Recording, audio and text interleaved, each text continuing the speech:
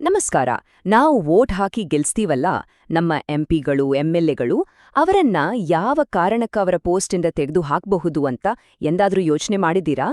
ಇದಕ್ಕೆಲ್ಲ ನಮ್ಮ ಪ್ರಜಾಪ್ರಭುತ್ವದಲ್ಲಿ ಒಂದು ಅಧಿಕೃತ ರೂಲ್ ಬುಕ್ ಇದೆ. ಬನ್ನಿ, ಇವತ್ತು ಆ ರೂಲ್ ಬುಕ್ನ ಇಂಟ್ರೆಸ್ಟಿಂಗ್ ಪೇಜ್ಗಳನ್ನ ಒಟ್ಟಿಗೆ ತಿರುವಿ ನೋಡೋಣ. ಹಾಗಿದ್ರೆ ಒಬ್ಬ ಎಲೆಕ್ಟೆಡ್ ರೆಪ್ರೆಸೆಂಟೇಟಿವ್ ತಮ್ಮ ಕೆಲಸ ಕಳ್ಕೊಳ್ಳೋಕೆ ಅಸಲಿಗೆ ಕಾರಣ ಏನಾಗಬಹುದು? ನೋಡೋದಕ್ಕೆ ಸಿಂಪಲ್ ಪ್ರಶ್ನೆ ಅನ್ಸಿದ್ರೂ ಉತ್ತರ ಅಷ್ಟು ಸುಲಭ ಇಲ್ಲ. ಯಾಕಂದ್ರೆ ಇದ್ರ ಹಿಂದೆ ನಮ್ಮ ಸಂವಿಧಾನ, ನಮ್ಮ ಕಾನೂನು, ಹೀಗೆ ನಿಯಮಗಳ ಒಂದು ದೊಡ್ಡ ಜಾಲವೇ ಇದೆ.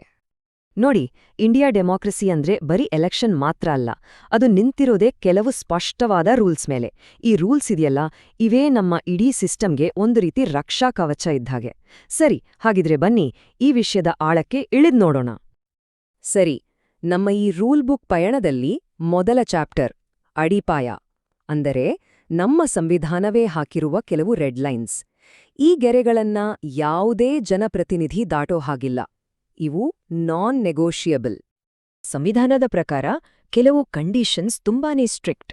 ಮೊದಲನೇದು, ಲಾಭದಾಯಕ ಹುದ್ದೆ ಅಥವಾ ಆಫೀಸ್ ಆಫ್ ಪ್ರಾಫಿಟ್ ಅಂತ ಕರೀತಾರೆ, ಅದರಲ್ಲಿ ಇರಬಾರ್ದು. ಎರಡನೇದು, ಮಾನಸಿಕವಾಗಿ ಅಸ್ವಸ್ಥರಾಗಿದ್ರೆ ಅಥವಾ ದಿವಾಳಿಯಾಗಿದ್ರೆ ಆಗ್ಲೂ ಅನರ್ಹರಾಗ್ತಾರೆ. ಅಷ್ಟೇ ಅಲ್ಲ, ಅವರು ಭಾರತದ ಪ್ರಜೆ ಆಗಿಲ್ಲ ಅಂದ್ರೆ ಅಥವಾ ಪಾರ್ಲಿಮೆಂಟ್ ಮಾಡಿದ ಬೇರೆ ಯಾವುದಾದ್ರೂ ಕಾನೂನಿನ ಪ್ರಕಾರ ಡಿಸ್ಕ್ವಾಲಿಫೈ ಆದ್ರೂ ಕೂಡ ಅವರ ಪದವಿ ಹೋಗುತ್ತೆ.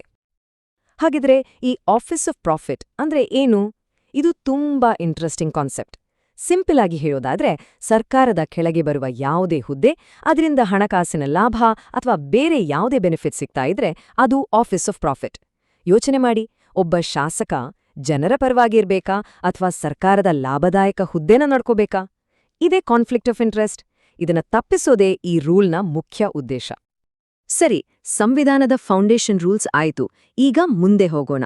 ನಮ್ಮ ರೂಲ್ ಬುಕ್ನ ನೆಕ್ಸ್ಟ್ ಚಾಪ್ಟರ್ ಇದು ಕ್ರೈಮ್, ಕ್ಯಾಶ್ ಮತ್ತು ಕಂಡಕ್ಟ್ ಬಗ್ಗೆ, ಅಂದ್ರೆ ಅಪರಾಧ, ಹಣಕಾಸು ಮತ್ತು ನಡವಳಿಕೆ. ಇದನ್ನ ಡೀಲ್ ಮಾಡೋದೇ representation of the people act, ಅಂದ್ರೆ ಜನತಾ ಪ್ರಾತಿನಿಧ್ಯ ಕಾಯ್ದೆ. ಇದು ಇಲೆಕ್ಟ್ ಆದ ಮೇಲೆ ಒಬ್ಬ ಪ್ರತಿನಿಧಿಯ ನಡತೆ ಹೇಗಿರಬೇಕು ಅಂತ ಹೇಳುತ್ತೆ. ಈ ಕಾಯ್ದೆ ಪ್ರಕಾರ ಡಿಸ್ಕ್ವಾಲಿಫೈ ಆಗೋಕೆ ಹಲವು ಕಾರಣಗಳಿವೆ. ಉದಾಹರಣೆಗೆ, ಗಂಭೀರ ಕ್ರಿಮಿನಲ್ ಕೇಸ್ಗಳಲ್ಲಿ ಶಿಕ್ಷೆಯಾದ್ರೆ, ಎಲೆಕ್ಷನ್ ಟೈಮಲ್ಲಿ ಲಂಚ ಕೊಡೋದು, ದುಡ್ಡು ಹಂಚೋದು, ಈ ಥರದ ಮಾಲ್ ಪ್ರಾಕ್ಟೀಸ್ ಮಾಡಿದ್ರೆ, ಆಮೇಲೆ ತಮ್ಮ ಚುನಾವಣಾ ಖರ್ಚು ವೆಚ್ಚದ ಲೆಕ್ಕವನ್ನೇ ಕೊಡದೇ ಇದ್ರೆ, ಅಥವಾ ಸರ್ಕಾರಿ ಕಾಂಟ್ರಾಕ್ಟ್ಗಳಲ್ಲಿ ತಾವೇ ನೇರವಾಗಿ ಪಾಲುದಾರರಾಗಿದ್ರೆ ಖಂಡಿತ ಅವರ ಸದಸ್ಯತ್ವ ರದ್ದಾಗತ್ತೆ. ಇದು ರಾಜಕೀಯದಲ್ಲಿ ಒಂದು ನೈತಿಕತೆಯನ್ನ ತರಲಿಕ್ಕೆ ಮಾಡಿರೋ ಕಾನೂನು. ಈ ಕ್ರಿಮಿನಲ್ ಕೇಸ್ಗಳ ವಿಚಾರಕ್ಕೆ ಬಂದ್ರೆ ಒಂದೇ ಒಂದು ನಂಬರ್ ಇದೇ ಎಲ್ಲವನ್ನೂ ಡಿಸೈಡ್ ಮಾಡುತ್ತೆ. ಅದು 2. ಹೌದು, 2 ವರ್ಷ. ಯಾವುದೇ ಕ್ರಿಮಿನಲ್ ಕೇಸ್ನಲ್ಲಿ ಒಬ್ಬ ಜನಪ್ರತಿನಿಧಿಗೆ 2 ವರ್ಷ ಅಥವಾ ಅದಕ್ಕಿಂತ ಜಾಸ್ತಿ ಜೈಲು ಶಿಕ್ಷೆ ಆಯಿತು ಅಂದ್ರೆ ಕೋರ್ಟ್ ತೀರ್ಪು ಕೊಟ್ಟ ತಕ್ಷಣವೇ ಅವರು ಡಿಸ್ಕ್ವಾಲಿಫೈ ಆಗ್ತಾರೆ, ಇಮ್ಮಿಡಿಯೇಟ್ ಆಗಿ. ಇದು ಕ್ರೈಮ್ ಮತ್ತು ಪಾಲಿಟಿಕ್ಸ್ ನಡುವೆ ಕಾನೂನು ಎಳೆದಿರೋ ಒಂದು ಗಟ್ಟಿಗೆರೆ. ಸರಿ, ಈಗ ಬರೋಣ ನಮ್ಮ ರೂಲ್ ಬುಕ್ನ ಮೋಸ್ಟ್ ಡ್ರಾಮ್ಯಾಟಿಕ್ ಮತ್ತು ಯಾವಾಗ್ಲೂ ಕಾಂಟ್ರವರ್ಸಿ ಮಾಡೋ ಚಾಪ್ಟರ್ಗೆ. ಇದು ಪಕ್ಷನಿಷ್ಠೆ, ಅಂದ್ರೆ ಪಾರ್ಟಿ ಲಾಯಲ್ಟಿಗೆ ಸಂಬಂಧಿಸಿದ್ದು. ಹೌದು, ನಾನ್ ಮಾತಾಡ್ತಿರೋದು ಪಕ್ಷಾಂತರ ನಿಷೇಧ ಕಾಯ್ದೆ ಬಗ್ಗೆ, ಅದೇ ಆಂಟಿ ಡಿಫೆಕ್ಷನ್ ಲಾ. ಈ ಕಾನೂನಿನ ಪ್ರಕಾರ ಡಿಸ್ಕ್ವಾಲಿಫೈ ಆಗೋಕೆ ಮೇನ್ ಆಗಿ 2 ಕಾರಣಗಳಿವೆ. ಒಂದು, ಒಬ್ಬ ಎಂಎಲ್ಎ ಅಥವಾ ಎಂಪಿ ತಾವಾಗಿಯೇ ತಮ್ಮ ಪಾರ್ಟಿ ಮೆಂಬರ್ಶಿಪ್ಗೆ ರಾಜೀನಾಮೆ ಕೊಟ್ರೆ. ಇನ್ನೊಂದು, ಪಾರ್ಟಿ ಒಂದು ಡೈರೆಕ್ಷನ್ ಕೊಡುತ್ತೆ, ಅದನ್ನ ವಿಪ್ ಅಂತ ಕರೀತಾರೆ. ಅಂದ್ರೆ ಈ ಬಿಲ್ ಪರ ವೋಟ್ ಮಾಡಿ ಅಥವಾ ವಿರುದ್ಧ ವೋಟ್ ಮಾಡಿ ಅಂತ. ಆ ವಿಪ್ ಉಲ್ಲಂಘಿಸಿ ವೋಟ್ ಮಾಡಿದ್ರೆ ಅಥವಾ ವೋಟಿಂಗ್ನಿಂದ ದೂರ ಉಳಿದ್ರೂ ಕೂಡ ಅವರು ಅನರ್ಹರಾಗ್ತಾರೆ.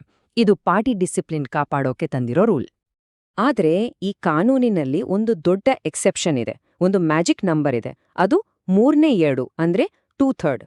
ಒಂದು ವೇಳೆ ಒಂದು ಪಾರ್ಟಿಯ 2/3ನಷ್ಟು ಎಂಎಲ್ಎಗಳು ಒಟ್ಟಾಗಿ ಸೇರಿ ನಾವು ನಮ್ಮ ಪಾರ್ಟಿಯನ್ನ ಇನ್ನೊಂದು ಪಾರ್ಟಿ ಜೊತೆ ವಿಲೀನ ಮಾಡ್ತೀವಿ ಅಂತ ನಿರ್ಧಾರ ಮಾಡಿದ್ರೆ ಆಗ ಅವರ ಮೇಲೆ ಈ ಪಕ್ಷಾಂತರ ಕಾಯ್ದೆ ಅಪ್ಲೈ ಆಗಲ್ಲ. ಅದನ್ನ ಡಿಫೆಕ್ಷನ್ ಅನ್ನಲ್ಲ, ಬದಲಿಗೆ ಮರ್ಜರ್ ಅಥವಾ ವಿಲೀನ ಅಂತ ಕರೀತಾರೆ. ಓಕೆ, ರೂಲ್ಸ್ ಎಲ್ಲ ನೋಡಿದ್ವಿ. ಸಂವಿಧಾನದ ರೂಲ್ಸ್, ಕ್ರಿಮಿನಲ್ ರೂಲ್ಸ್, ಪಾರ್ಟಿ ಬದಲಾಯಿಸೋ ರೂಲ್ಸ್ ಎಲ್ಲ ಸರಿ. ಆದ್ರೆ ಫೈನಲ್ ಕಾಲ್ ತಗೊಳ್ಳೋರು ಯಾರು?